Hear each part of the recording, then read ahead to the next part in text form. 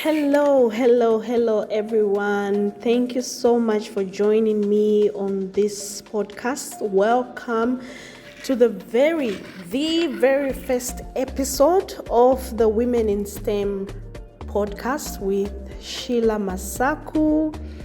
My name is Sheila. I am so excited to finally start this podcast, to begin this platform.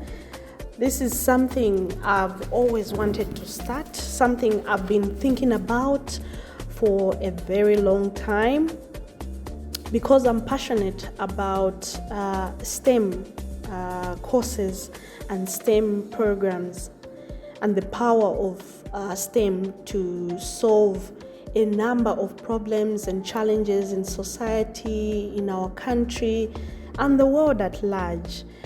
I started this podcast because I know how overwhelming, how challenging the STEM journey can feel, especially for women and mothers trying to juggle a lot of things, trying to seize a number of opportunities that may seem limited here and there. So I thought this can be an amazing opportunity to talk honestly about the real issues behind women in STEM and the different titles that amazing women are holding in the STEM programs. So as a very first episode, I would like to talk about my own journey, my own story. So I want to share about myself, my experiences, who I am, and just my whole journey in STEM. Yeah. So my journey in STEM did not really start with a plan or an idea from the beginning in my early life. I guess I was always interested in STEM courses, most particularly with the mathematics field. I've always been passionate about mathematics. I've always loved numbers, figures, graphs, calculators, and all those things, statistical softwares, and all that. I've always loved just understanding how things work with numbers. Even as a young girl, I just gained so much satisfaction in solving numerical problems. So like many girls, I didn't really always see myself as someone who would be successful or would take up a field in science or mathematics. But I guess maybe, to be honest, in my family, it was just always maybe a science family, because the firstborn in my family, my elder sister, pursued a journey or her career in STEM, and she became a doctor.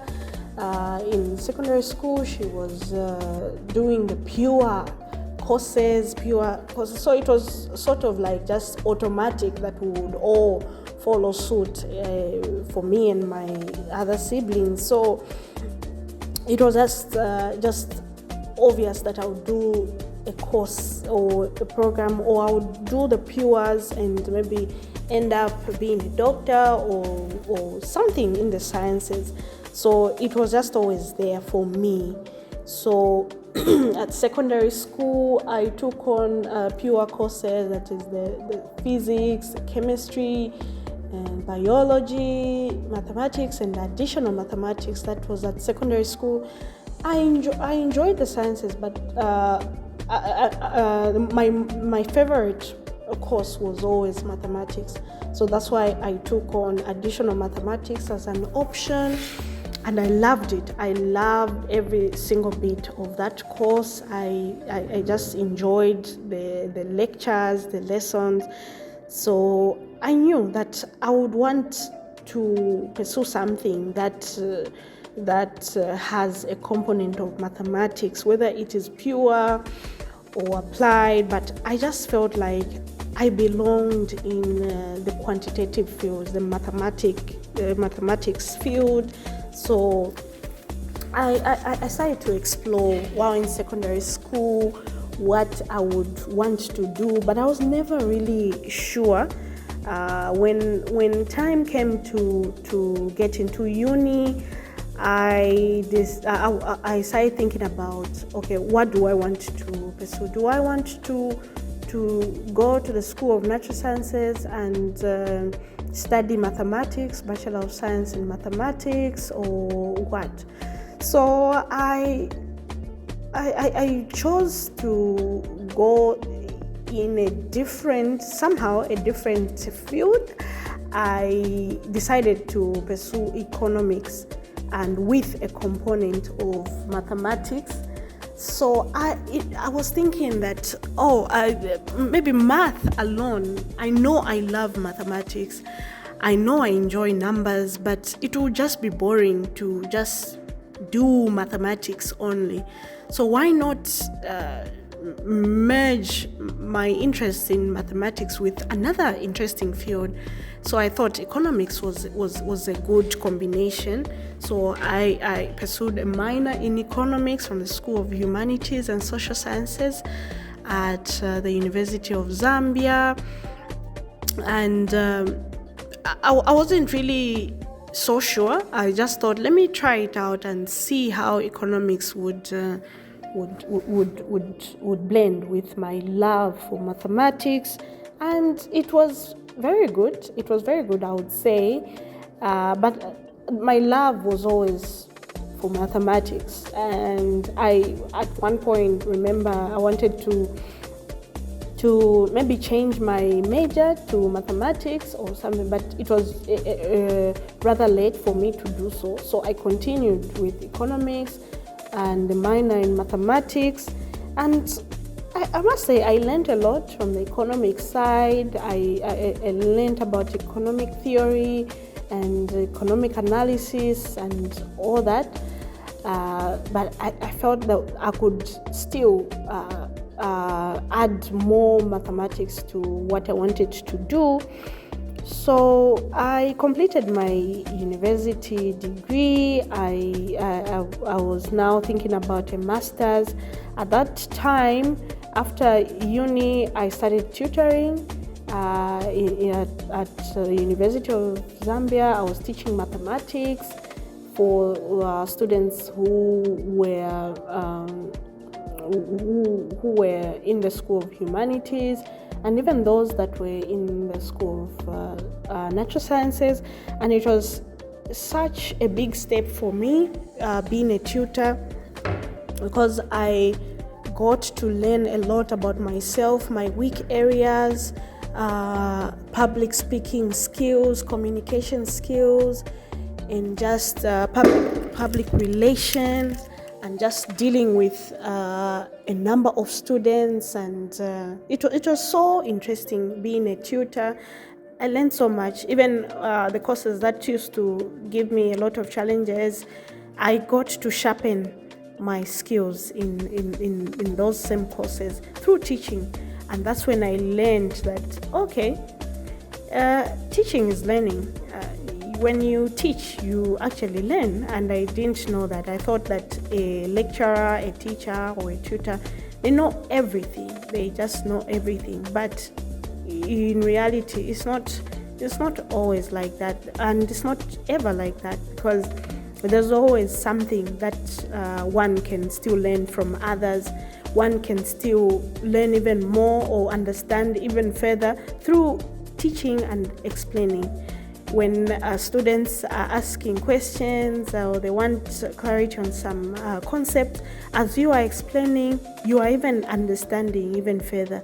And it motivates you to even go and research further and just find out more information that you can share with your students. And I just enjoyed my life in academia, and I knew that I think I would want to be a lecturer at some point. So after teaching for some time, I went on to study further and got into the School of Public Health at the University of Zambia Ridgeway campus, where I pursued my Master of Science in Medical Statistics. So with medical statistics, I don't know how I got to even learn about that program. I think maybe from friends who were applying for that, or they applied to study their masters or whatnot. So I got to hear about it, and I heard that, okay, it's a very practical program that allows you to blend in quantitative knowledge, numerical skills, analytics, and all that to the field, the health sector, the field of public health.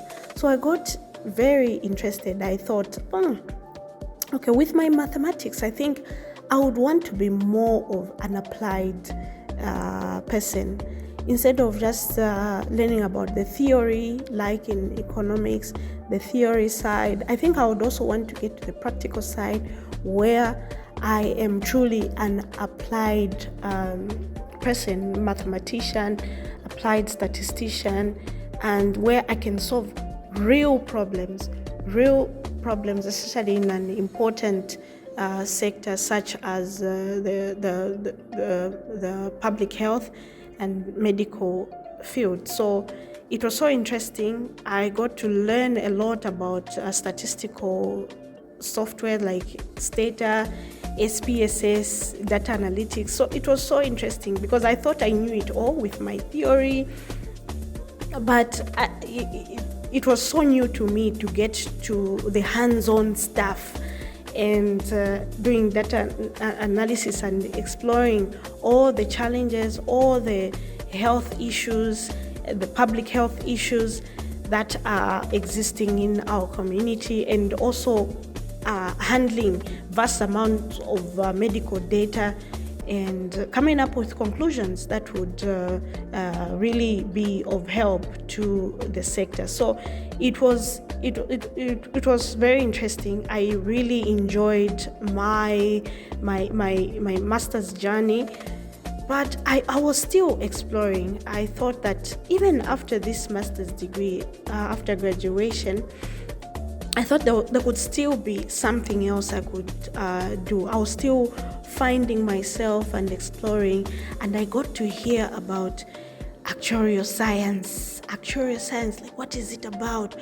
What is it all about? And this is a very difficult field. Not many people are doing it.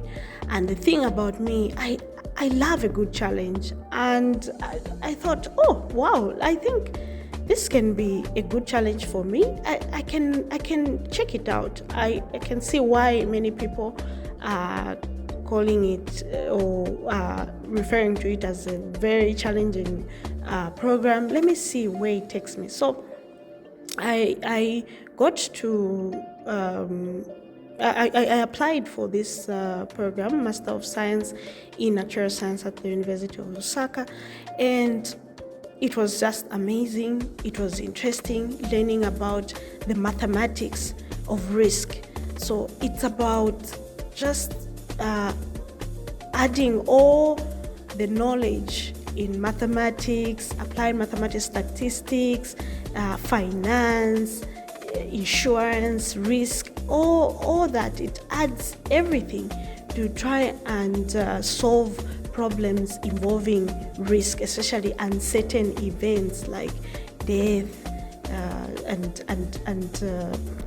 trying to evaluate premiums for policyholders in insurance companies and all that, evaluate life insurance contracts and products. So it got to be so just a diverse field for me. I was happy to look at the other side of myself and to learn a lot about finance and risk. So it wasn't always easy. It's not an easy program. I didn't find it so easy, but it was still worth it for me because it was a challenge. I really enjoyed learning the other side of things and how I can apply my love for mathematics to the field of risk and finance and insurance. So it is something that I hold so dear to my heart. I enjoy learning so much about the many components of actuarial science, and I learned that it is a very marketable program, very high on demand in our country right now, in Zambia, because there are not many people. It's true, there are not many people pursuing it, but now I've seen that there's been an increase in the number of graduates in actuarial science at major universities like UNZA and UNILAS.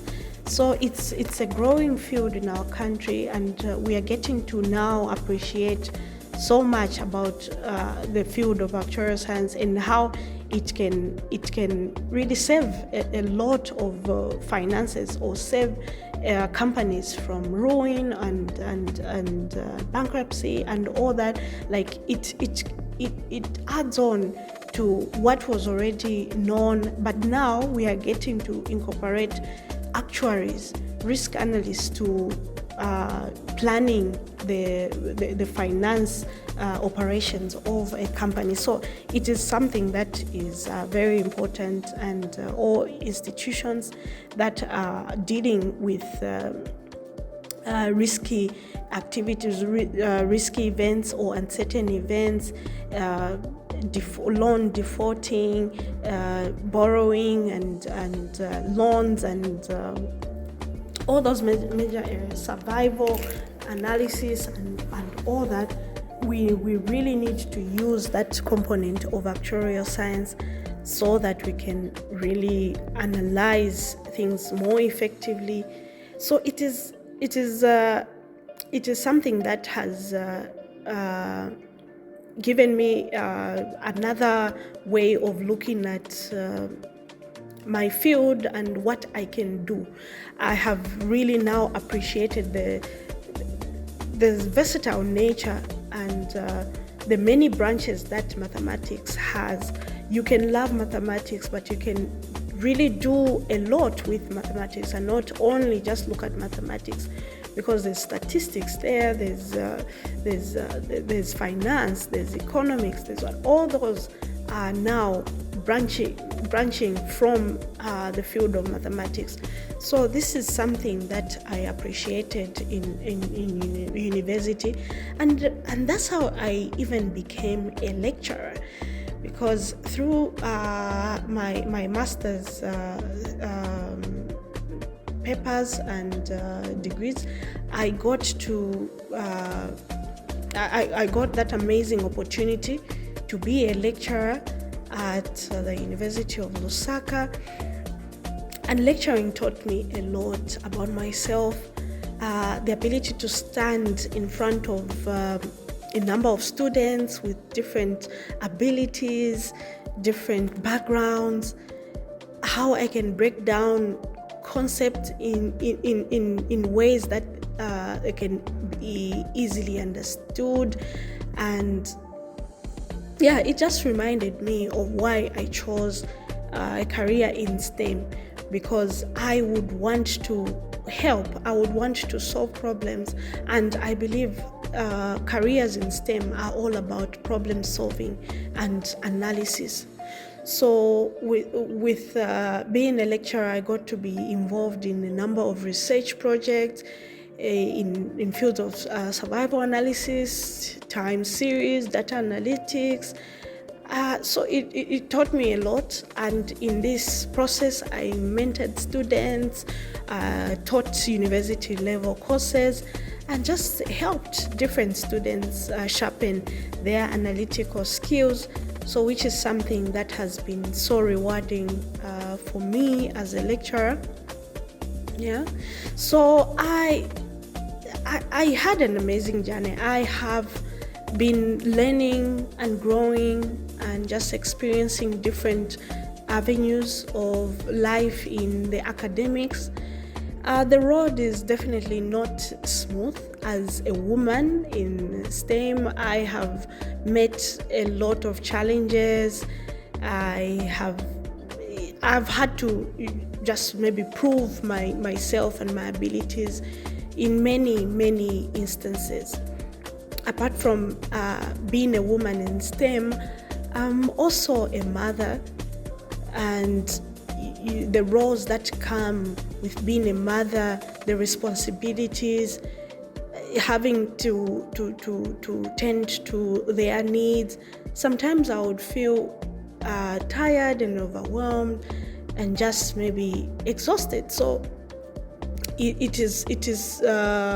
this part of my life has taught me a lot about balance, about balancing, having an effective balance for me to be able to function as a human being. Yes, I'm a mother, which is I see it to be the most important job I've ever had here on earth. But I also have responsibility as a lecturer, responsibility to the institution. How do I manage all those areas of my life? And what example am I setting to my children? Am I being an inspiration to them?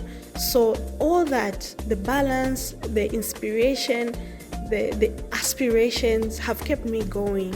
My goals, my dreams, and wanting to just be better each and every day have kept me going and improving myself, and just looking for ways of just developing myself and becoming a better version each and every day.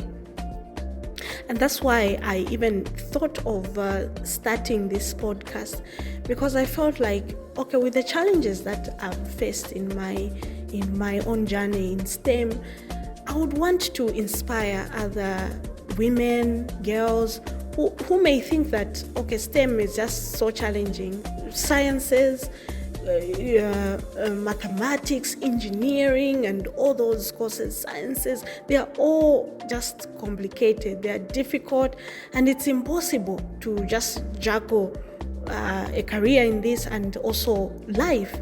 So this podcast is created like for every mother or a girl who may feel like it is impossible. Maybe they have the interest in STEM courses, but they don't know where to start from.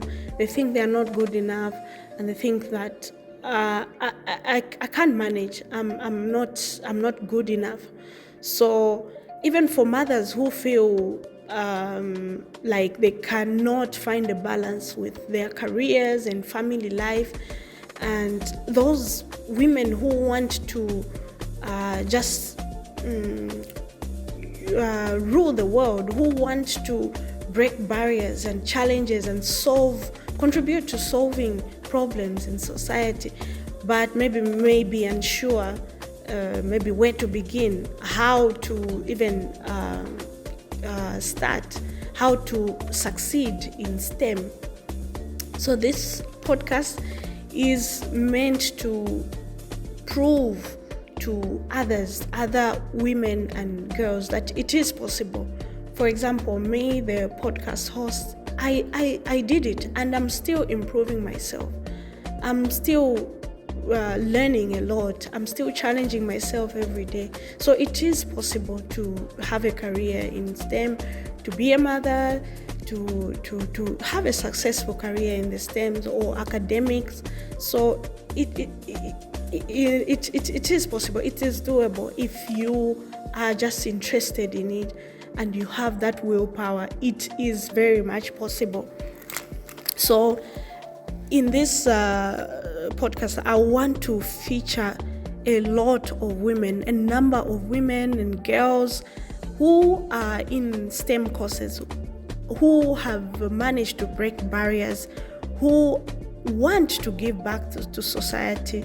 Those women that are creative, they've shown resilience in the STEM field, and who want to inspire others. So I would want to feature as many women as possible. So watch out for this series of women in STEM with me, Sheila. So it will inspire you. It will get you thinking about STEM courses and how to confidently progress in this journey. So it is an opportunity for others out there to know a lot about STEM courses, to know what different people are doing in the STEM courses, the different avenues, the different career options in the STEM. So in the coming episodes, we'll look at different STEM careers, pathways, some scholarship opportunities that you can seize and take note of, and even real life stories from successful women who will inspire you, and we'll look at how to just thrive in these courses, because usually STEM is seen as a male-dominated field, but how do women also survive? How do we thrive in these fields? Okay, how do we juggle motherhood and in STEM courses?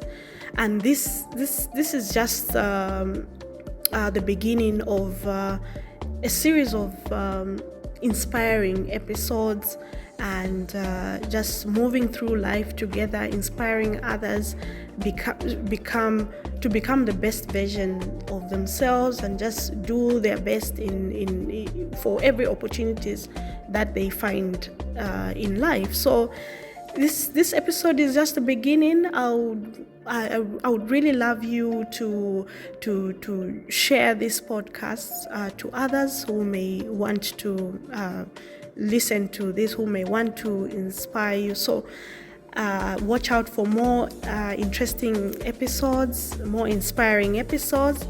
And for now, as Sheila Masaku, I really enjoyed sharing a little about myself. I will still share more about my journey in the STEM courses, but this was just the beginning.